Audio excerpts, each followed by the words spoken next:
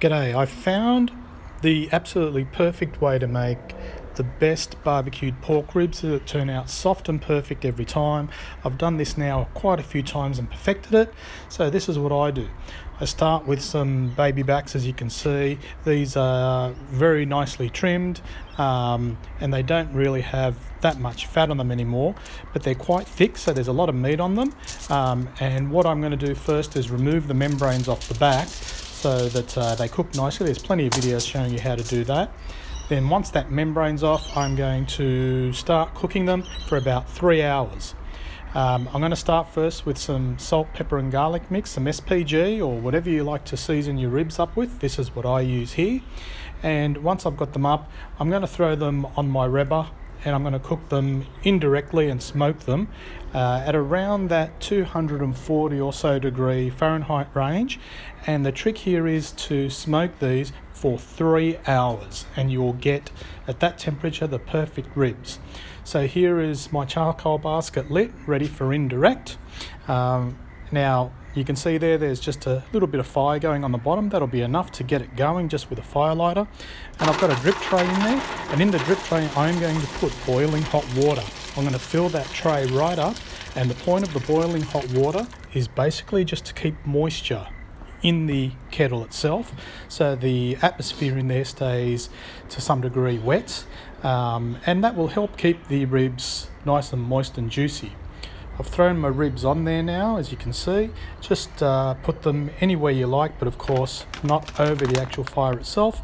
And then whatever smoking chips you like, I've just got a small bag here of some leftover chips. I'm going to use these, throw them on that fire, just a handful or two, enough to give us a nice clean smoke and to flavour those ribs up a little bit, get that smoke ring onto the meat and get that colour that we like.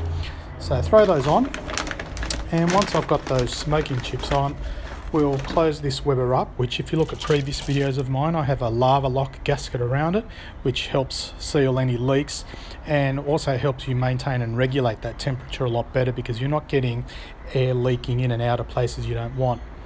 It's a beautiful day here in Sydney today. You can see nice and clear. It's very still, no breeze at all, perfectly clear sky, perfect weather for keeping a nice stable temperature in our barbecue. So we've got the ribs on, we've closed her up.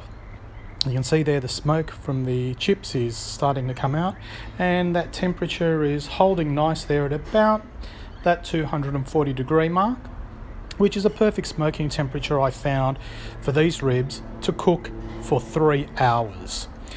Now once you've done that for 3 hours, you can see there just on the Weber there's no smoke leaking anywhere because of the lava lock gasket and a nice smoke billowing out of the top, which is what you want. But once you've smoked these up for 3 hours, which is the point that I'm at here now, my barbecue temperature is raised just a little bit. It's a little bit heading towards 300 degrees Fahrenheit. I'm going to get ready to wrap these and baste them with whatever barbecue sauce you like. So after 3 hours, that's what they look like. You can see that perfectly red colour on there. They've taken on a lot of smoke and got an absolutely beautiful colour. And what I'm going to do is take these off, wrap them in foil, and what I've done here is basted them with my favourite barbecue sauce. You baste them with whatever sauce you like. After you've basted them, wrap them, throw them back on the barbecue for about an hour and a half. And after an hour and a half, this is what you will have. Look how soft they are. You can see that bone falling out. You can see the jiggle in the meat. They are absolutely fork tender. Once I've done that, I then take my ribs and I like to then throw them, after they've rested for about 20 or so minutes, I like to throw them on my gas grill and get some black char marks on them. Even though they're perfectly cooked, and we're not cooking them anymore here, so we cooked for 3 hours, we took them off, basted them with our favourite sauce, wrapped them in foil, we put them back onto the Weber for an hour and a half, we took them off, then we let them sit for about 20 minutes, still wrapped in the foil.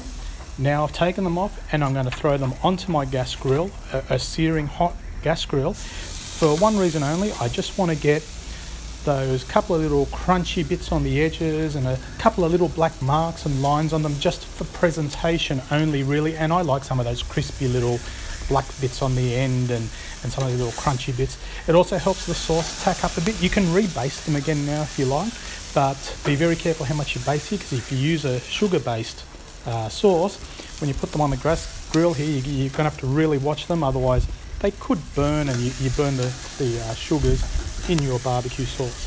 But you can see there how nicely the ribs are soft. They're pulling away from that bone, and I'm getting some of those lovely black marks on there, those crunchy bits on the end, which get lots of flavour and just taste so good. And there's a little steak on the side for one of the family members who won't eat pork. So here the ribs now, once they have finished, I've taken them off my gas grill. They got those little black marks on them and the crunchy bits, and look at that when you cut into it. You've got an absolutely beautiful pork rib. You can see how soft it is there. The bones are just coming apart at the bottom. They don't fall apart. You've got to rip it apart, but they're soft enough that you can break it with a fork. You can see there from how that meat is shearing away that it really is just beautiful and soft. Still has structure, still holds together, has a nice little bite, but they are soft, they are juicy, they're tender, they're delicious, and you can see how on the fork it's like having a steak. You really have a beautiful piece of pork, pink in colour, nice and juicy, that sauce on the end, and of course the best sign of a perfectly cooked rib is a plate full of perfectly clean bones.